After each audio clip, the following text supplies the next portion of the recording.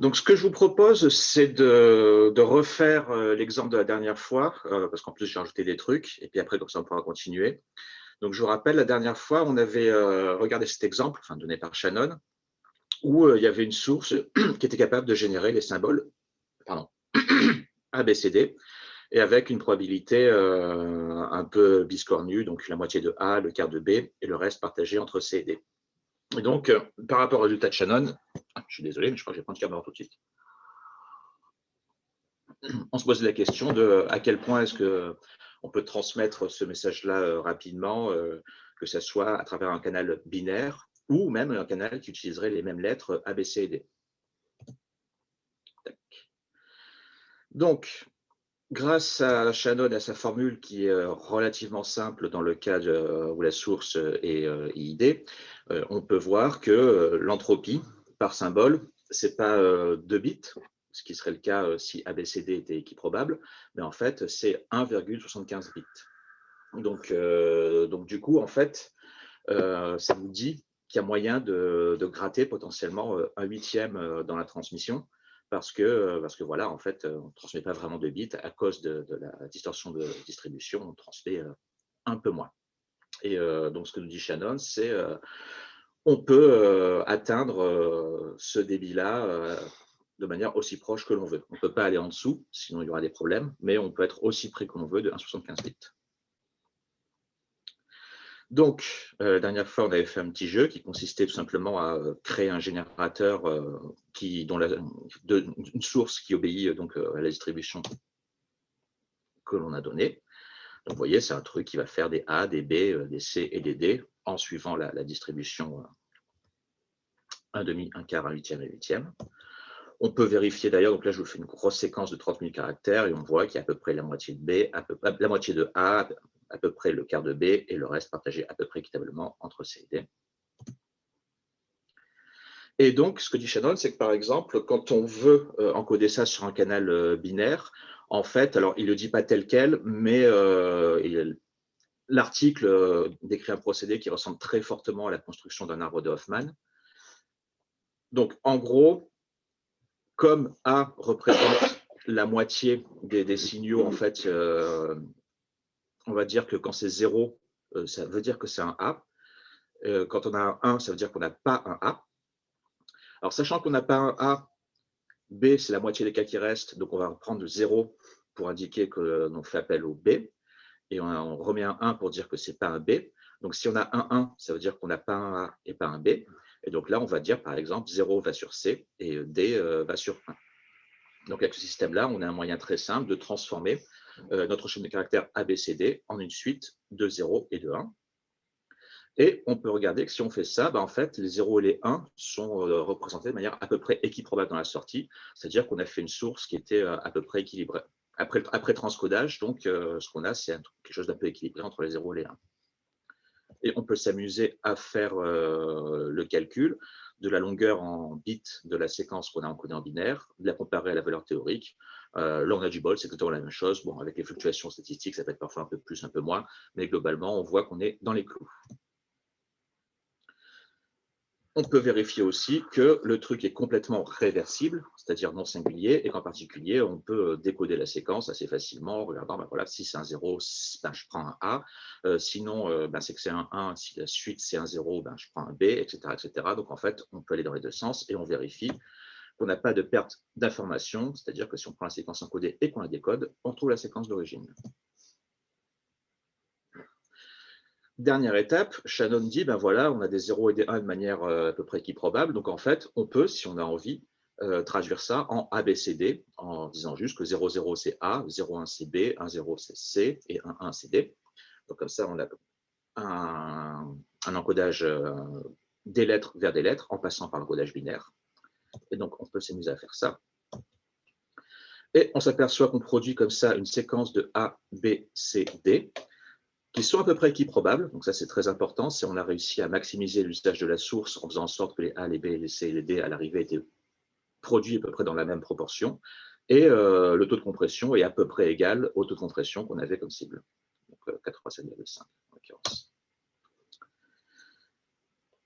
Et comme d'habitude, on peut décompresser et vérifier que la séquence décompressée est égale à la séquence compressée. Voilà, donc ça, c'est ce qu'on avait fait la dernière fois.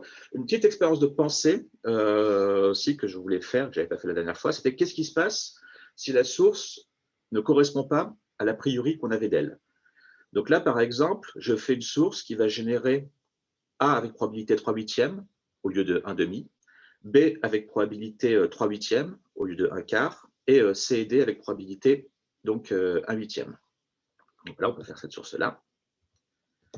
Donc, on vérifie que cette source a les propriétés statistiques qu'on désire, donc surtout des A et des B, un peu des C et des D. On peut calculer l'entropie correspondant à cette source. Donc là, on a une entropie de 1,81. Et en fait, cette source, ben voilà, c'est des A, des B, des C et des D, donc c'est quelque chose de déterministe, et donc on peut la brancher sur notre compression, sur notre encodeur et notre compression qu'on vient de réaliser pour une source qui serait 1/2, 1/4, 1/8, 1/8. Et donc, on va regarder un peu ce qui se passe. Donc, on fait l'encodeur. Alors déjà, première observation, on voit que notre encodeur a une dissymétrie entre les 0 et les 1. Il y a statistiquement plus de 1 que de 0. Donc, on n'a pas quelque chose qui est très équilibré. Du coup, quand on regarde combien de bits par symbole on a utilisé, bah, à l'arrivée, à cause de ce déséquilibre, en fait, alors que la théorie disait qu'on pouvait atteindre 1,81 bits par symbole, là, en pratique, on fait 1,87 à cause de cette erreur d'estimation. On peut faire la même chose pour la compression et voir qu'on avait une compression prédite optimale de 90%, et là, en fait, on est plus à 93%. Et on peut observer qu'au niveau des A, B, C, D rendus par le code compressé, en fait, on a une disparité, c'est déséquilibré, il y a un peu moins de A et il y a beaucoup plus de B et de C. Donc voilà, on voit qu'on n'a pas réussi à atteindre notre objectif, qui était d'avoir quelque chose d'aussi équiprobable que possible. On va faire encore pire. Cette fois-ci, on va prendre une source qui au départ est équilibrée, c'est-à-dire probabilité de A est égale à probabilité de B est égale à probabilité de C est égale à probabilité de D. Donc là, on voit que notre source, voilà, elle produit des A, B, C, D de manière à peu près équilibrée. Donc là, évidemment, dans ce cas-là, en fait, l'entropie, elle est maximale, elle est à 2. Donc voilà, c'est 2 bits par symbole parce qu'il n'y a juste aucun gain statistique à récupérer sur A, B, C, D. Et donc là, on va voir que c'est un peu l'enfer. C'est-à-dire que si on donne ça à notre encodeur, alors déjà, là maintenant, la disparité entre les 1 et les 0, elle est énorme. Et que du coup, en fait, notre encodeur, il demande 2,26 bits par symbole, là où un encodeur direct aurait fait 2 bits par symbole, tout simplement. Et la même chose pour la compression. Là, cette fois-ci, on a une compression qui, en fait, crée quelque chose qui est plus gros que la source d'origine et avec des disparités encore plus énormes entre A, B, C et D. Excuse-moi, Fabien, quand tu dis bit, c'est vraiment bit? Ah oui, parce que tu as un alphabet de 4 lettres, c'est ça? Alors, bit, c'est au sens de l'entropie, c'est la définition de Shannon. Tu peux voir ça comme un bit, si tu veux, oui, 0, 1. 0, 1, d'accord. Mais là, c'est parce que tu es sur un alphabet de 4 lettres. C'est bien ça, hein? Là, je suis en alphabet de 4 lettres, mais par exemple, le nombre de bits par symbole, finalement, la taille de l'alphabet n'importe pas. C'est-à-dire, si tu as un alphabet qui est délivré de manière équiprobable, en fait, c'est log 2 du nombre de lettres de l'alphabet, effectivement. Mais dans le cas où la a une distribution un peu ésotérique, dans ce cas-là, c'est la formule de Shannon, c'est la somme des P log de P, enfin moins la somme de P log de P qui donne le résultat. Alors justement, je me demandais si tu as par exemple un alphabet de 256 caractères. Donc aujourd'hui en informatique, on va utiliser 2 octets, si je ne m'abuse. Avec ton encodage, enfin l'encodage de Shannon où tu dis 0, si machin, si pas machin, et ainsi de suite, enfin ce que tu nous as décrit tout à l'heure. Est-ce que ça coûtera plus cher, pareil, même prix, toujours moins? Il se passe quoi sur une source équilibrée? Sur une source équilibrée, il se passe essentiellement rien. C'est-à-dire, si ta source est parfaitement équilibrée, la meilleure chose à faire, c'est rien. Parce qu'elle va déjà répartir de manière équiprobable tous les messages possibles. Et donc, tu seras déjà au maximum anthropique. Donc c'est bon. Ouais, mais c'est pire que ça. Ce que je veux dire, c'est que si tu sais que tu as 256 caractères et que Oui. donc du coup, tu peux utiliser 8 bits, le fait que tu saches que pour tes caractères, tu vas systématiquement utiliser 8 bits, c'est une forme d'information, j'imagine. Donc tu peux gratter, j'imagine, de la place par rapport à la stratégie où tu dis je mets 0 si machin, sinon je mets 1 puis 0. Enfin, je me demandais si En gros, quand tu… Enfin, peut-être que c'est plus ou moins ce que tu as essayé d'expliquer juste avant et que j'ai pas compris, mais est-ce que c'est pas plus rentable, en gros, dans le cas équilibré, toujours plus rentable de fonctionner avec le cas j'utilise l'encodage habituel? Je sais pas si je suis clair. Bah, si tes 256 bits sont équiprobables, ta source est déjà maximale. Ta source a déjà son entropie maximale, donc ça ne sert à rien de faire un transcodeur qui va qui va la transformer en une source d'entropie maximale. Mhm. Donc, si tes 256 bits sont tous équiprobables dans ta source, et dans ce cas-là, tu n'as strictement rien à faire. Équiprobable et indépendant. Si tu as des Mhm. corrélations entre des bits successifs, là, tu vas avoir intérêt à considérer des séquences de messages sur plusieurs bits. Dans des cas style zip ou rare, ça peut être parfois des fenêtres de plusieurs mégaoctets. Et tu peux avoir comme ça intérêt à regarder ces trucs-là pour arriver à gratter. Mais voilà, l'idée de base, c'est soit ta source est vraiment indistinguable d'une source IID équiprobable. Et dans ce cas-là, tu ne fais rien.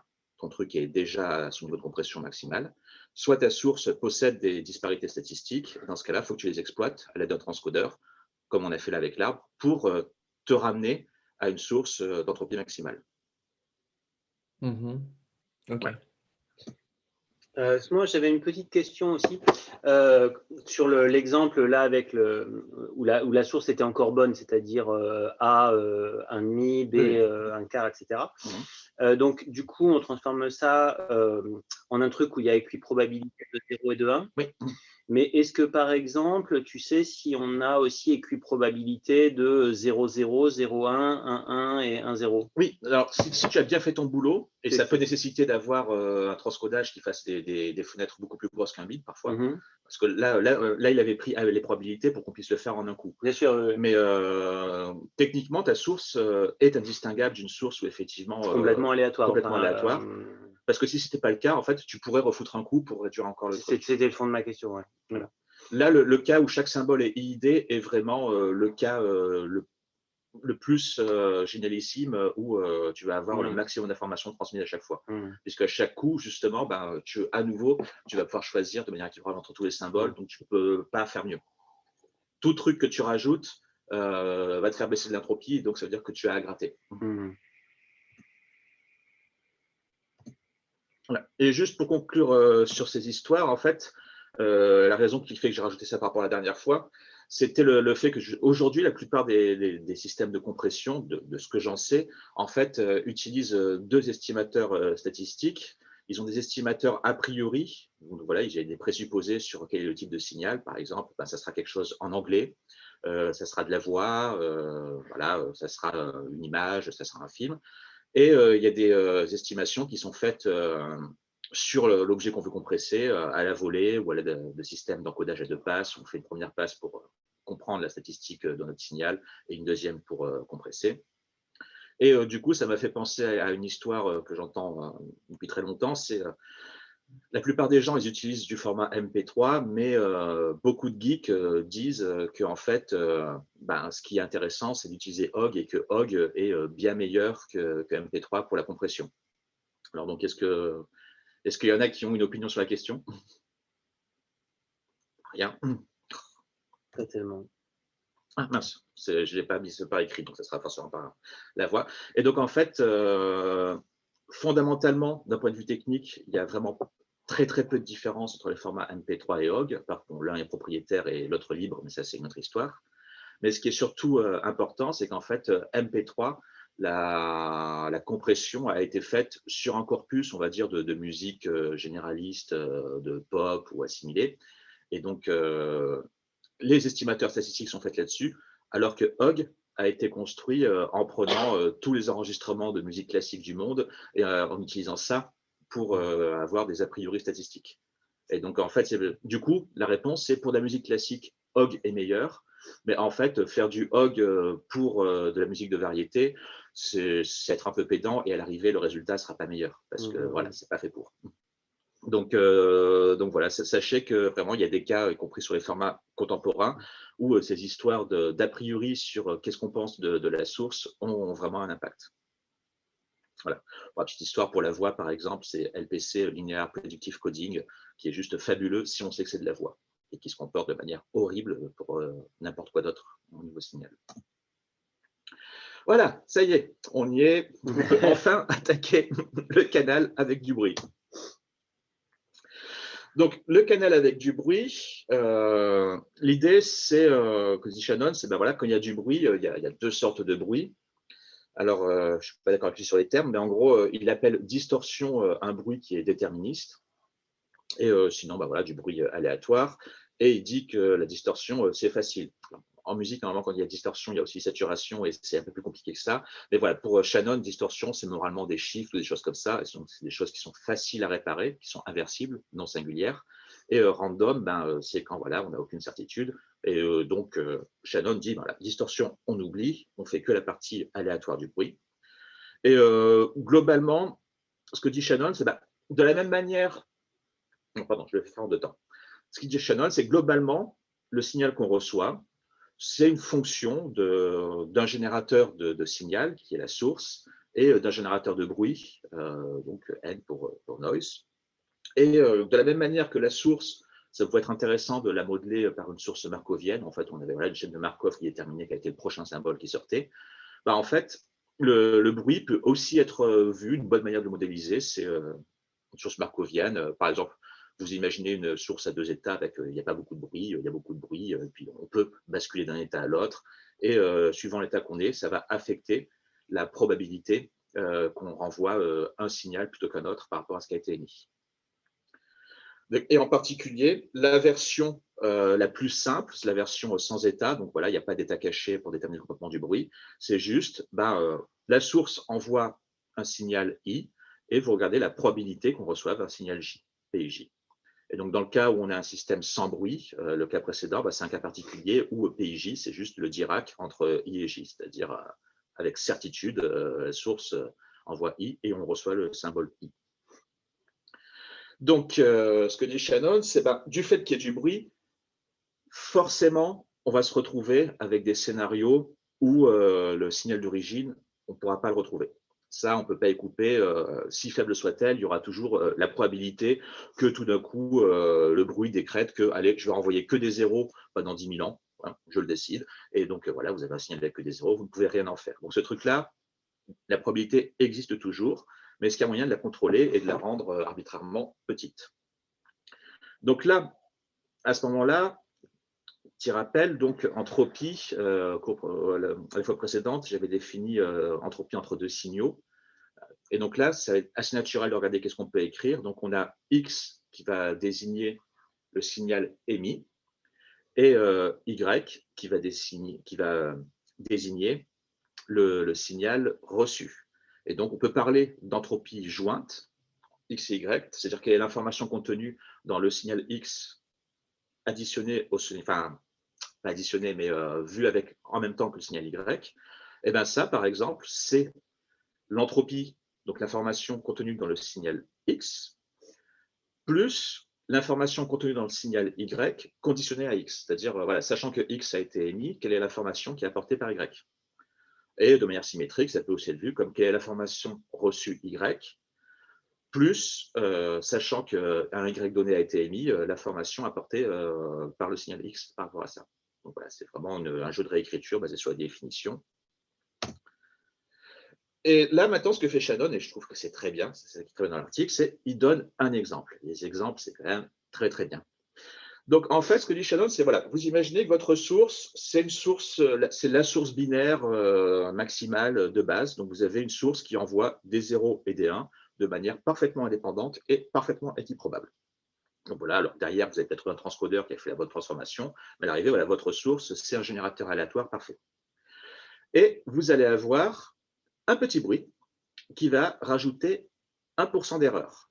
Donc en fait, sur 1% des 0 et des 1 reçus, en fait, vous allez recevoir 1 alors que c'est 0 qui avait été émis, ou l'inverse. OK, jusqu'ici, tout va bien? Donc, vous avez votre source qui émet voilà, 1 bit par signal, tac, tac, tac. Vous avez 1% d'erreur. Question, qu'est-ce que vous obtenez comme information à la fin? Donc voilà, c'est une question ouverte. Si possible, j'aimerais que des gens dans l'assistance essayent de répondre. Avec 1% d'erreur, c'est quoi la qualité de votre signal à la fin? Ils sont timides. C'est compliqué. Oh là là là là. Il n'y a même pas quelqu'un qui veut faire la bêtise. La bêtise, la bêtise. 99%. Ouais, Voilà. c'est pas ça. Donc, effectivement, le truc de base, c'est de se dire, ben voilà, il y a 1% des bits qui sont faux, donc il y a 99% des bits qui sont justes, donc j'ai réussi à transmettre 99%. Oui, sauf que tu ne sais pas lesquels, c'est ça le problème. Et oui, tu ne sais pas lesquels. Et oui, parce que l'exemple typique pour se rendre compte, c'est imaginons que la probabilité de renvoyer J au lieu de 1 au lieu de 0 ou 0 au lieu de 1, ça soit exactement 1,5. Donc voilà, vous avez un 0 ou un 1 et le bruit décide, avec probabilité 1,5, d'inverser les résultats. Donc du coup, vous avez la moitié des bits qui sont justes dans votre signal et la moitié qui sont faux. Mais en fait, vous avez zéro moyen de savoir qui est qui. Et en fait, là, vous n'avez pas d'autres… ce que dit Shadow, c'est globalement, si à l'arrivée, plutôt que de prendre le truc et de faire le bruit, j'avais pris une pièce de monnaie et j'avais tiré à pile ou face, j'aurais eu exactement le même signal, de manière statistique. Donc, en gros, avec 50% d'erreur, vous n'avez aucune information transmissible. Alors, ce qui est rigolo, c'est que par exemple, comme dirait Philippe, si vous aviez eu 100% d'erreur, là, par contre, vous n'auriez eu aucune perte. Puisqu'avec 100% d'erreur, il suffit à l'arrivée d'inverser les 0 et les 1 et vous retrouvez votre signal d'origine. Et donc, en fait, cet exemple-là, Shannon utilise pour définir ce qu'il appelle l'équivocation. Donc, je ne sais pas s'il y a un terme français qui correspondrait. Bref, l'ambivalence. C'est pas l'ambivalence. Pas mal, ouais. Donc, en fait, l'ambivalence, donc il dit, en fait, l'information qu'on reçoit, c'est quoi? C'est ce qui a été envoyé, moins l'incertitude qu'on a sur mais qu'est-ce qui a vraiment été envoyé. Et comme ça, il y a une définition qui est donc l'entropie de X, donc le signal envoyé, moins l'entropie sous Y de X. Donc ce terme-là, je rappelle, c'est sachant que j'ai reçu Y, qu'est-ce que je peux raconter sur X? Et donc, quand c'est déterministe, l'entropie sous Y de X, c'est 0, puisque l'information est non ambiguë. Et plus vous allez avoir de bruit, plus vous allez avoir de doutes sur quel était le X qui avait été émis pour recevoir Y, et donc, moins vous allez avoir de débit à l'arrivée. Il écrit, et ça aussi, c'est assez important, plusieurs manières d'écrire le débit. Alors, il utilise en fait juste les formules que vous avez vues précédemment. Donc, la première, c'est la quantité d'informations émise moins le doute qu'on a sur qu'est-ce qui a été émis exactement à l'arrivée. Une autre manière de l'écrire, donc c'est HY moins HXY, donc l'information reçue moins, sachant ce qui a été émis, qu'est-ce qu'on peut raconter sur l'information reçue. Donc là, il interprète comme la quantité d'informations qu'on a reçue moins la part qui est due au bruit, parce qu'en fait, là, voilà, sous X, le Y qu'on reçoit, c'est le bruit reçu. Donc, qu'est-ce qui est reçu, qu'est-ce qui vient du bruit. Et le troisième terme, il l'interprète donc comme étant moralement le nombre de bits qui sont communs à la source et au signal reçu. Et donc, ces trois interprétations nous permettent un petit peu de jongler sur la notion de débit. Donc là, c'est un débit sur une situation donnée où on sait exactement quelle est la caractéristique de la source et la caractéristique du bruit. Qu'est-ce qu'on peut raconter, en fait, si tout ce qui est connu, c'est la caractéristique du bruit? Ah non, mince, pardon, désolé, j'ai un slide d'avance. Donc, je vais d'abord rebondir un peu sur l'exemple. Donc, sur l'exemple, en fait, 0, si on voit 0, donc si Y vaut 0, avec probabilité 1 moins P, c'est qu'on avait vraiment un 0, et avec probabilité P, en fait, ce qu'on avait, c'est un 1. Donc, du coup, l'ambivalence de 0 en termes d'entropie, c'est moins P log de P plus 1 moins P log de 1 moins P. Sur 1, c'est exactement la même formule, métadis métandi. Et donc, en fait, ça, c'est aussi la formule de l'ambivalence HY de X. Et là, qu'est-ce qu'on retrouve? Alors, si vous reconnaissez cette courbe-là, c'est que vous avez bien suivi la dernière fois. Ça, c'était la courbe de la pièce biaisée, en fait. Enfin, c'était 1 moins la courbe de la pièce biaisée. ça montre, quand vous avez une pièce biaisée, quel est le signal envoyé. Et donc, en fait, là, ici, vous avez le signal bruit envoyé en fonction du bruit. Donc, vous voyez que, blablabla, quand vous avez 1,5, ben, du coup, le bruit vaut 1 et 1 moins 1 égale 0. Quand vous avez un truc qui s'approche de 0, ben, en fait, du coup, le bruit est nul et vous n'avez aucune perte. Et vous avez toutes les variations. Et en particulier, vous voyez que c'est quelque chose qui n'est pas linéaire, comme on aurait pu s'y attendre de manière… voilà. Par défaut, on aurait voulu avoir ça, une belle ligne droite, et on n'a pas du tout ça, parce que voilà, il faut un petit peu réfléchir. Et donc là, juste pour la réponse, tac. Donc si vous avez 1% d'erreur, en fait, de manière effective, vous avez 8% et demi, 8,1% d'erreur. On peut s'amuser à regarder, par exemple, voilà, 4% d'erreur dans le signal, ça veut dire que vous avez un quart de perte à l'arrivée. Ok, tout va bien? On ne pouvait pas le calculer de tête. C'était Hein? vache ta question. On ne pouvait pas le calculer de tête. Non, on ne pouvait pas calculer de tête. Mais par contre, on pouvait dire que c'est plus que 1%. Ouais. Et c'est vrai que Shannon, d'ailleurs, petit aparté, c'est rigolo parce qu'il y a des fois où du coup, il donne des formules avec des logs dans tous les sens. Alors, il écrit le truc et il ne l'évalue pas numériquement parce que juste, c'est gavé, quoi. Et c'est mignon parce qu'aujourd'hui, c'est juste trivial, vous avez pu le voir. Mais oui, à l'époque, quand vous aviez à faire 3, 4, 5 logs d'affilée, c'était quand même une demi-heure de boulot. Donc, oups. Et donc, je continue. Donc, on a cette erreur et la question, c'est comment est-ce qu'on peut corriger l'erreur? Alors là, je précise, c'est une expérience de pensée, c'est très important. Shannon parle de ce qu'il appelle le canal de correction. Donc, vous avez imaginé que vous avez un observateur qui sait ce qui a été émis, qui sait ce qui a été reçu, et dont le job, c'est d'envoyer une information permettant de reconstruire le signal qui a été émis à partir du signal reçu.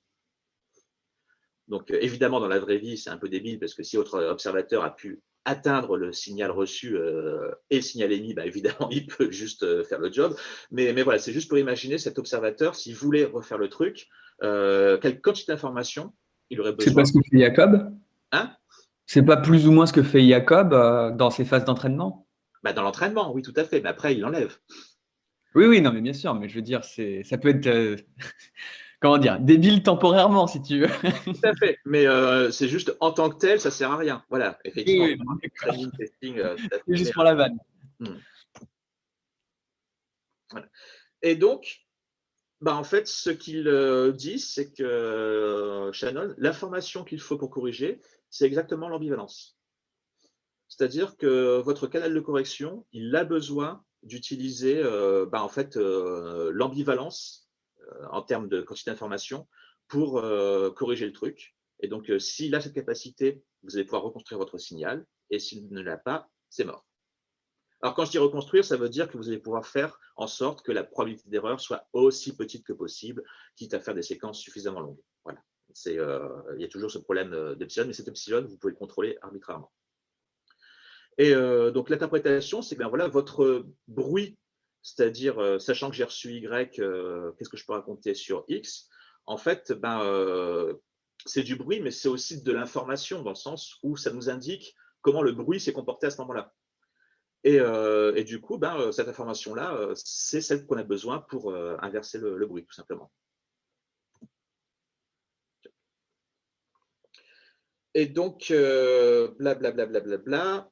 Je reviens sur notre exemple. Donc, voilà, nous avons notre source qui est parfaite, binaire qui envoie 1,5 de manière complètement IID, 1% d'erreur. Donc, on sait, alors évidemment, je ne vous donne pas la preuve, mais on sait que en fait, vous pouvez, avec un signal dont la capacité est 8,1% du signal d'origine, corriger ces 1% d'erreur. Question, comment est-ce que vous pouvez le faire? Je sais pas, moi, bêtement, ce que je ferais, c'est que je partirais d'un truc qui dit 0, il n'y a pas eu de problème, 1, il y a eu un problème, et ensuite, je compresserais ça. Mais il est fort. Ouais, j'ai bien suivi.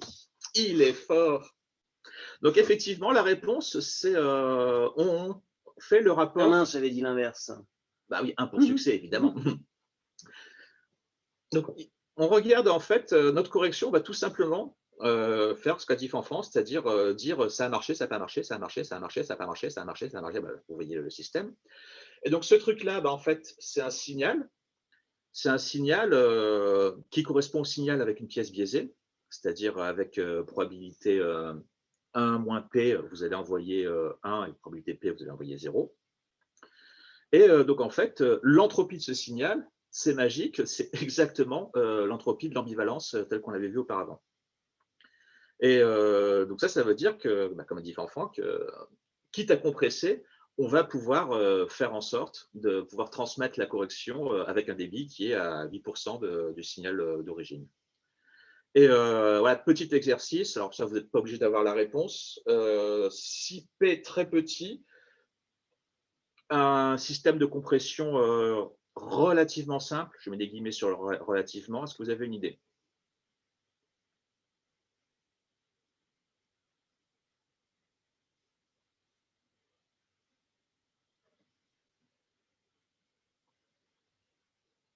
Un indice pour les vieux connaisseurs, pensez au fax. Ah.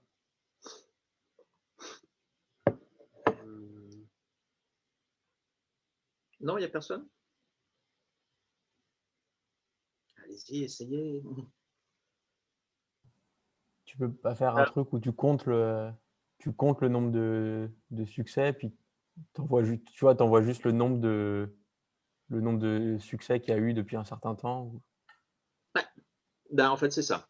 Donc, il y a une astuce et un truc un peu nasty derrière.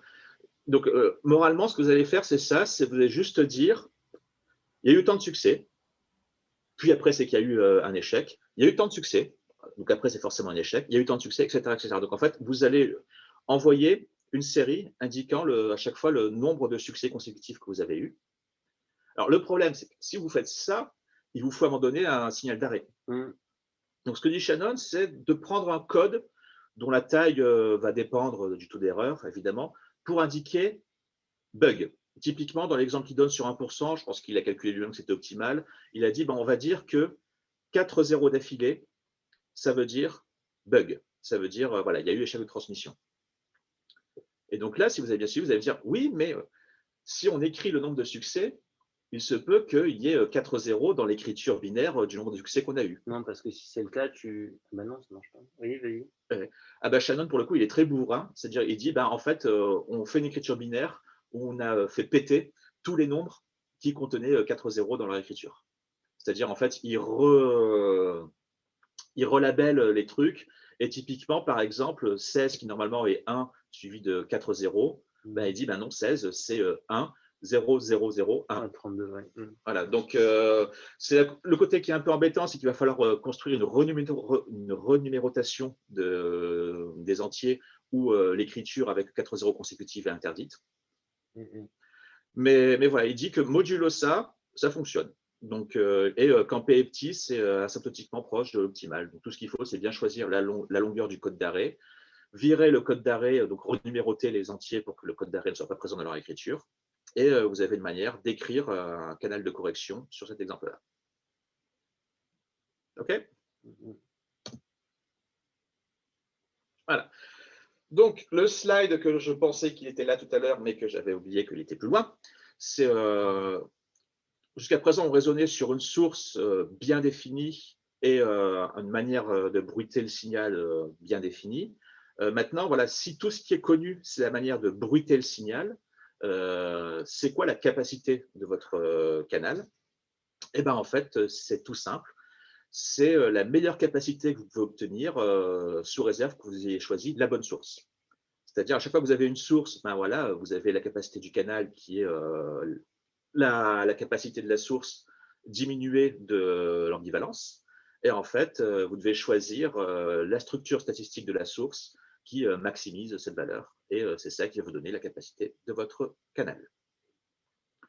Et donc, voilà, le but, c'est de trouver une structure qui fasse le compromis le plus succinct possible entre, d'une part, qu'est-ce que la source est capable d'émettre comme signal et la manière dont elle va être impactée au niveau du canal. Et ne vous inquiétez pas parce que en fait, toute la fin de l'exposé va être des exemples pour regarder comment est-ce que ça fonctionne en pratique. Juste le théorème, ce que dit Shannon, c'est tout simplement qu'avec cette définition-là de capacité, en fait, si votre signal a une entropie plus petite que la capacité, quitte à transcoder de la bonne manière, vous allez pouvoir en fait transmettre votre signal avec un taux de perte ou une ambivalence aussi petite que vous voulez. Par contre, dès que vous avez une quantité d'information à la source qui est plus grande que la capacité de votre canal, forcément, vous aurez de l'ambivalence et l'ambivalence sera au moins égale à la différence.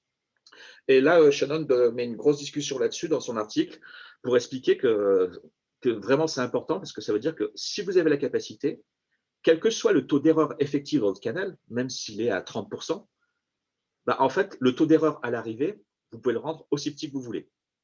Il faut vraiment, voilà, vous n'avez pas à payer les 30%. De la même manière que là, tout à l'heure, vous avez 1% de perte, mais à l'arrivée, un canal effectif qui était à 91%. En fait, ça veut dire que voilà, vous pourrez avoir un taux d'erreur aussi faible que vous voulez, à condition de transmettre à 91% de votre capacité. Donc, il y a vraiment ce côté-là. Si vous êtes dans les clous, l'erreur, vous pouvez la rendre arbitrairement petite.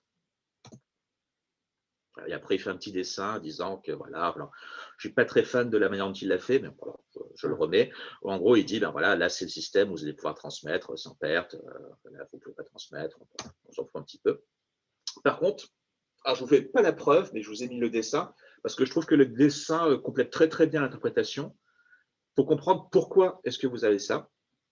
Donc, je ne sais pas si vous vous souvenez, mais la capacité d'un canal, on l'avait vu comme par exemple ce qui était émis moins l'incertitude sur ce qui était émis, ou ce qui était reçu moins la part liée au bruit dans ce qui était reçu. Et en fait, dans ce dessin-là, donc qui montre les messages possibles et les réceptions possibles, il y a tout en fait. C'est-à-dire, par exemple, une des formules, c'était quoi? C'était hx moins hy de x. Donc, en fait, hx, c'était quels sont les messages qui auraient pu être émis. Voilà.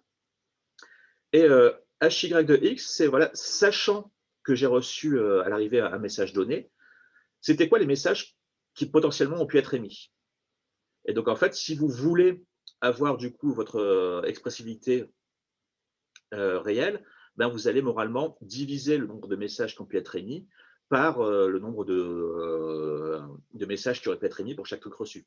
Vraiment intuitivement, vous voyez le truc, vous faites la division, et la division, passez au log, ça fait une différence, et donc vous avez ça. Et vous avez l'inverse aussi, qui était hy moins hxy. Pareil, c'est, voilà, vous avez reçu une quantité d'information, un nombre de messages hy. Ce truc-là, en fait, il faut enlever la part liée au bruit, c'est-à-dire le fait que quand vous omettez un message donné, vous n'avez pas un message à l'arrivée, vous en avez potentiellement hxy. Et donc, pareil, si vous voulez avoir le nombre de messages utiles, il faut diviser le nombre de messages que vous avez reçus par le nombre de messages rajoutés à cause du bruit, et vous avez la formule réciproque. Donc, j'aime bien cette image-là. Alors, évidemment, ça ne prouve rien, il faut après des vrais calculs, mais ça permet de comprendre et d'arriver à se convaincre de pourquoi est-ce que ça fonctionne, en fait. Alors, s'ensuit, je l'ai mis, je vais juste vous faire le petit résumé, une petite réflexion que j'aime bien sur le compromis à trouver entre la robustesse d'un signal et son efficacité en termes de bande passante. Donc là, en fait, Shannon reparle du fameux Morse et il dit, voilà, signal Morse avec les lettres telles que c'est utilisé, objectivement, il y a moyen de gratter. Et si on voulait vraiment gratter, il y aurait moyen certainement de gagner 50% au niveau de la bande passante sans problème. Mais ce que dit Shannon, c'est ne le faites surtout pas, parce qu'en fait, avec ça, vous avez de manière gratuite une robustesse, c'est-à-dire si vous manque une lettre ou deux, c'est pas trop grave dans le contexte, parce qu'on sait que c'est de l'anglais, on pourra le reconstruire, et c'est transparent, et il n'y a pas besoin de s'embêter à trouver un code très spécifique pour ça. L'humain sait très bien le faire, donc pas touche. Et j'aime bien ce truc-là parce que ça raconte beaucoup de choses, en fait. Voilà. Alors, comme je vous avais dit, des petits exemples. Donc, Shannon donne une manière de généraliser l'exemple que j'avais donné où il y avait juste deux signaux 0, 1 qui pouvaient être inversés avec une probabilité P. Donc, il imagine que là maintenant, on a X signaux possibles à l'entrée et que le canal fait qu'en sortie, on a Y symboles possibles. Et on imagine un cas général où, alors c'est fait pour, hein, mais où les probabilités de transition sont identiques chez tout le monde à l'entrée. Et pareil, au niveau de la sortie, savoir d'où ça vient. Alors, ce n'est pas forcément aux mêmes endroits, mais c'est les mêmes nombres. Il y a des exemples après qui vont donner le truc. En gros, ce qu'il dit juste, c'est que dans ce truc-là, il est facile de montrer que la source optimale, c'est la source équiprobable, et que, en fait, les signaux, enfin, que la source optimale est une source équiprobable, qu'elle va rendre en sortie des signaux reçus équiprobables, et que si on connaît les transitions, la formule consiste juste à prendre, si on prend la formule basée sur x, log de x plus somme des qi, log de qi, ou si on prend la formule basée sur y, log de y plus somme des pi, log de pi.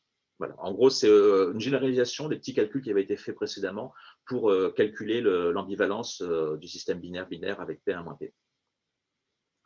Donc là, juste, hop, je donne la définition dans ce cas précis. Et voilà. Alors là, normalement, vous pouvez répondre. Donc, vous avez un système à quatre entrées possibles. Vous pouvez les appeler ABCD si vous voulez. En sortie, vous avez ABCD. Le seul problème, c'est que votre système est dyslexique. Donc, si vous envoyez A, en sortie, vous allez avoir A ou B, avec probabilité 50-50. Si vous avez B, vous allez avoir B ou C. Si vous envoyez C, vous allez avoir C ou D. Et si vous envoyez D, vous allez avoir D ou A. Et donc, la symétrie dont je parlais, c'est que là, chaque entrée, c'est 1,5, 1,5, 1,5. Et chaque réception, en fait, c'est 1,5, 1,5, 1,5, 1,5 aussi. Voilà, c'est cette symétrie-là que Shannon recherche pour pouvoir dire que le signal fonctionne. Donc, normalement, vous pouvez me donner la réponse. Qu'est-ce qui va se passer quand je vais… donc, quel est le nombre de bits envoyés pour chaque symbole avec ce système-là? Et si vous pouvez même me donner la manière de transcoder ça à partir d'une source binaire.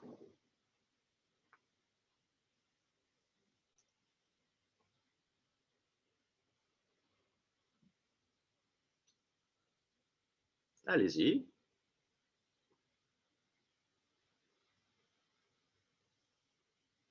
Je ne suis pas sûr d'avoir compris exactement. Vous pouvez répéter la question? Ouais. Donc, en signal, vous avez quelque chose qui peut envoyer du A, du B, du C. Donc ou du D. ça, oui, le setting, c'est qu'est-ce qu'on veut faire? C'est ça ma question. C'est quoi la capacité? C'est quoi la capacité? Quelle est la capacité de ce canal bruité? C'est un canal bruité, c'est-à-dire il va déformer le truc. Quelle est sa capacité? J'ai une borne inférieure, inférieure, au moins, c'est au moins 1 bit par seconde, mais et je regarde si c'est l'optimum. Eh bien, oui, c'est l'optimum, effectivement, gagné. Donc, en fait, ce truc-là, faut juste dérouler les calculs, hein, mais théoriquement, il y a 2 bits. Alors, à gauche ou à droite, ça ne change pas grand-chose, là, pour le coup. Mais en fait, l'incertitude 50-50 va nous faire une pénalité qui va faire une pénalité d'1 bit, en fait, ce qui fait qu'à l'arrivée, on n'a que1 bit. Et l'encodage possible, Ludo, tu as dû l'avoir. En gros, c'est envoyer juste des choses avec le premier bit, le premier point ou le troisième point. Ça. À la fin, on sait qu'il n'y a pas de recouvrement entre les deux. Ouais. C'est ça. Une manière d'atteindre ce truc-là, c'est on n'envoie que des A et des C.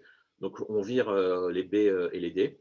Et du coup, le A devient A ou B, le C devient C ou D, et c'est parti, quoi. Voilà. Hop. Et je me doutais qu'avec l'histoire d'un demi, ça devait être l'optimum, mais je n'étais pas sûr. Oui. Alors, maintenant, on fait un peu plus funky groove. Donc là, on a 2 signaux d'entrée, disons 0, 1, et ces signaux peuvent être envoyés sur ABCD.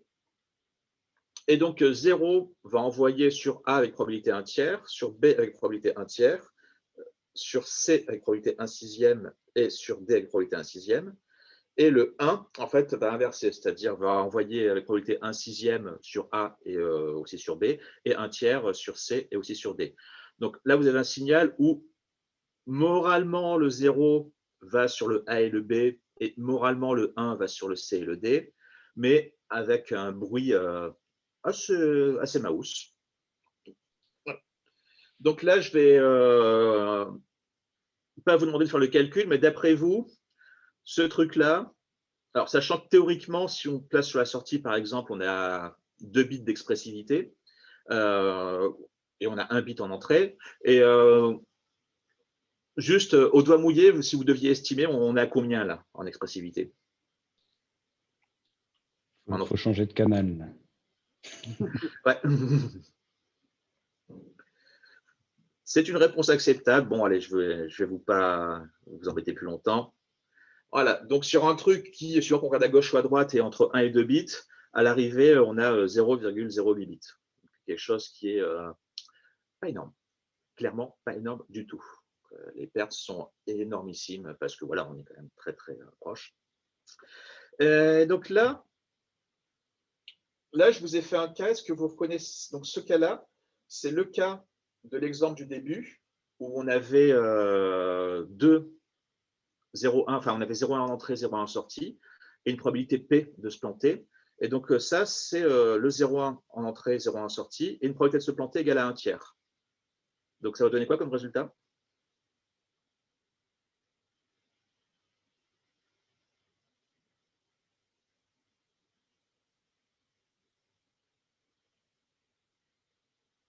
Alors, vous pouvez me donner la réponse avec une précision assez grande. Le problème, j'ai du mal à me représenter cette écriture, ce qu'il y a en fait. Alors, c'est vraiment le truc 0,1, 0,1, 0,1 vers 0,1 avec une probabilité d'inversion qui est égale à 1/3. C'est vraiment l'exemple du début, celui où quand P vaut 1 centième, le truc renvoie blablabla 91% de succès, parce qu'il y a 8% d'ambivalence. Ah bah c'est… Attends. Oui, c'est pareil en fait. Juste si tu joins A et B et C et D, c'est équivalent, c'est ça? C'est ça. Ouais, donc la réponse était, c'était pour ça aussi que c'était là, exactement la même chose, parce qu'effectivement, comme l'a fait remarquer Fanfan, en fait, le fait d'être en A ou en B n'apporte aucune information, puisque de toute façon, il y a une répartition vraiment… Enfin, A et B se comportent de manière strictement identique du point de vue de la source. De la manière C et C et D se comportent de manière strictement identique. Donc en fait, il y a 4 possibilités de sortie, A, B, C, D, mais vous n'allez rien pouvoir extraire des différences entre A et B, parce qu'il n'y en a pas, et vous n'allez rien pouvoir extraire des différences entre C et D. Donc vous auriez très bien pu mixer A et B et mixer C et D, et donc vous seriez retrouvé sur le cas du début avec du 2/3, 1/3. Et je tiens à dire que le dessin aide pas beaucoup. C'est plus ton explication verbale de ce que fait le système qui m'a aidé. Parce que j'arrive pas à lire le dessin. Ouais. Alors que ça soit clair, le dessin est d'origine. Shadow avait beaucoup de qualité, mais il n'y avait pas TXZ à l'époque. C'est vrai, ça se voit un peu. Je suis sûr que s'il y avait eu TXZ, ça n'aurait eu rien à voir. Et un petit dernier pour la route. Alors celui-là, c'est juste pour la fine bouche. Donc là, vous avez 3 signaux d'entrée et 3 signaux en sortie, appelons A, B et C. Et globalement, vous allez avoir une probabilité 1/2 de ne pas vous vautrer. Et sinon, c'est 1/3, 1/6 d'aller sur un autre, sur le troisième. Donc de manière pareille, circulante, pour que toutes les probabilités soient les mêmes un peu dans tous les sens. Là, je ne vous demande pas de calculer, juste à l'estimer plus ou moins que le coup d'avant.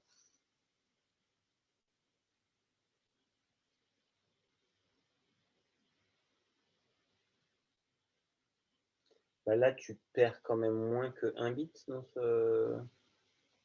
dans le bruit. Non? Ah, bonne question. Donc, en fait, la réponse, c'est plus qu'avant. Donc là, on est à 12,5% contre 8%, mais pas des masses. Parce que quand même, voilà, le truc, c'est qu'avec une chance sur 2, j'ai la bonne réponse. Et sinon, c'est celui d'après ou celui encore d'après, mais avec des probabilités. Bref, ça dilue bien quand même. Hein. On a un signal qui est bien dilué et c'est pas forcément facile. Toc. Voilà. Je t'entends pas. Je t'entends pas. Je suis un peu loin du micro. Si on reprend l'exemple précédent, c'était quand même pas assez proche d'une distribution uniforme, même si elle n'était pas uniforme. Et du coup, Oui. non, c'était pas celui-là, celui d'après. En fait. Ah, ce qu'on vient de faire là? Voilà. Attends. Voilà, celui-là. Voilà. C'est pas uniforme, mais assez proche. Et quand c'est uniforme, c'est 0. Donc, Ah oui, bah, de toute façon, c'est pas étonnant que ce soit faible. Quand même. normalement, on peut vérifier, mais je pense que là, la réponse sera immédiate. Voilà.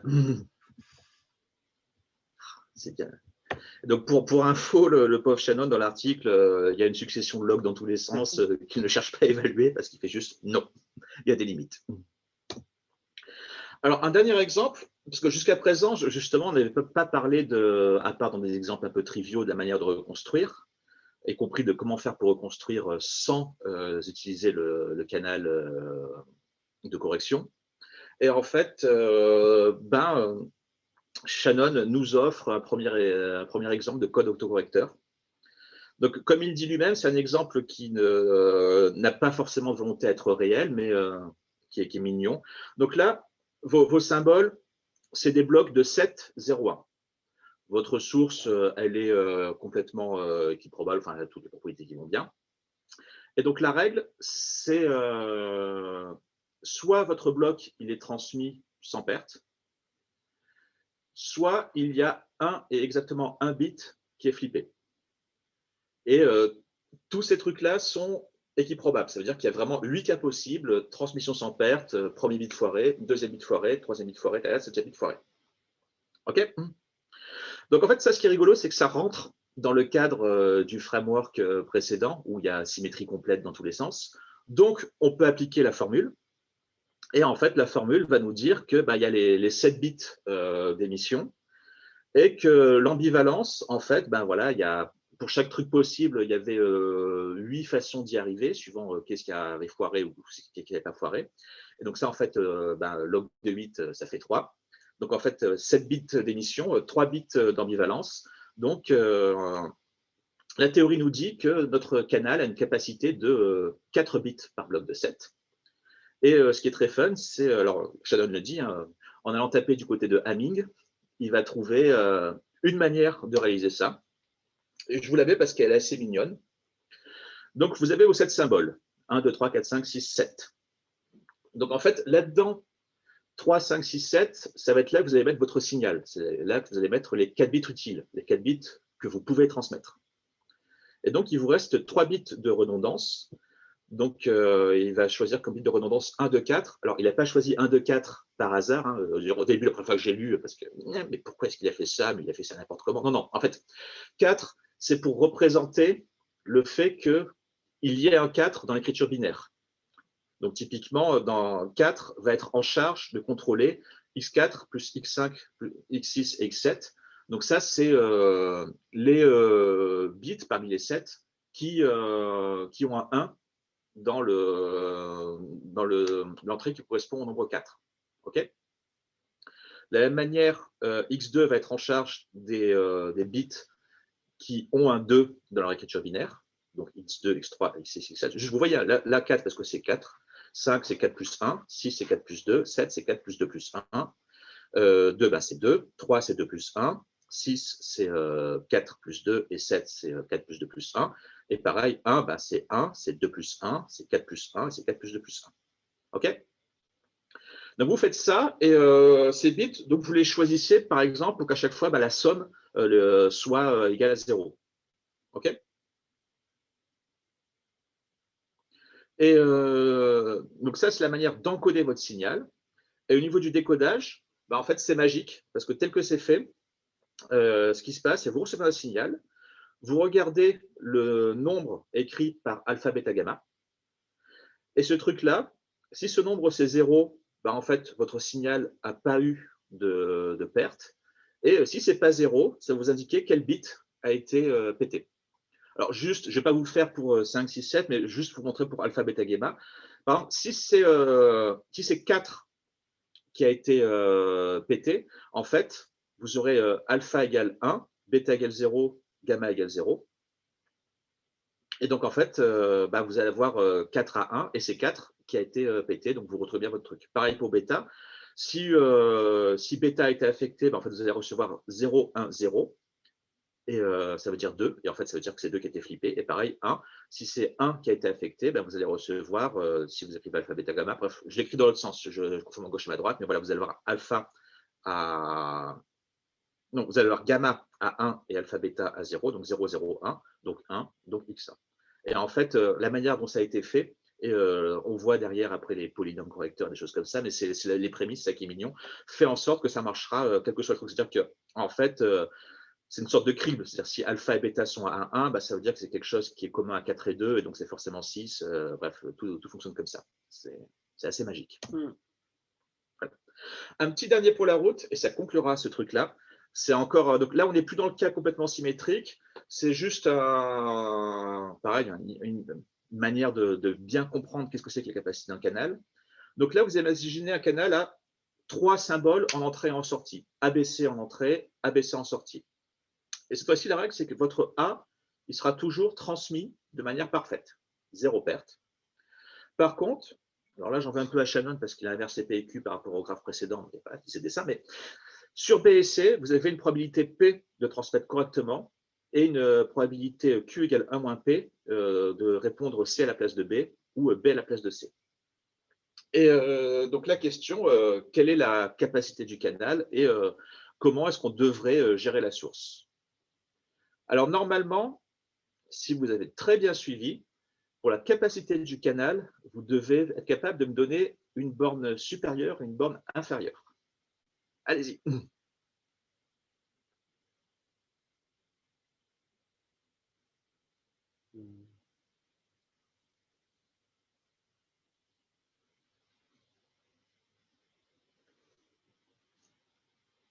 Allez, c'est pas trop dur. Ici, c'est compliqué. S'il n'y a pas de bruit, c'est quoi la capacité? Si A, B et C sont transmis de manière parfaite, P égale 1, Q égale 0. Ben, c'est log 2 de 3. C'est log 2 de 3. Parfait. Si vous avez un bruit maximal, c'est-à-dire P égale 1,5 égale Q, qu'est-ce qui se passe? Un bit. Un bit, ouais. Parce qu'en fait, si vous avez un bruit maximal, P et C sont indistinguables. Et donc, en fait, vous envoyez soit A, soit B ou C. Et d'ailleurs, au passage, vous pouvez sniffer, du coup, dans ces cas extrêmes, quelle est la manière de transmettre. Si vous n'avez pas de bruit, ben, vous allez transmettre ABC de manière équiprobable pour avoir maximisé votre entropie. Et à l'inverse, si vous avez B et C qui sont indistinguables, ben, vous allez vouloir envoyer la moitié de A et la moitié de B ou C. On s'en fout. De toute manière, il n'y a pas d'info sur ce truc-là. Et donc, en fait, juste pour montrer comment est-ce que Shannon fait le calcul, donc il dit que, ben voilà, quitte à faire les bonnes considérations, la source peut être décrite par la probabilité d'envoyer A, d'envoyer B, d'envoyer C. Par un argument de symétrie, j'espère que vous me l'achèterez, la probabilité d'envoyer B et la probabilité d'envoyer C, on a quand même bien envie de faire la même chose. Il n'y a aucune raison d'introduire une dissymétrie entre B et C, vu la symétrie parfaite qu'il y a à ce niveau-là.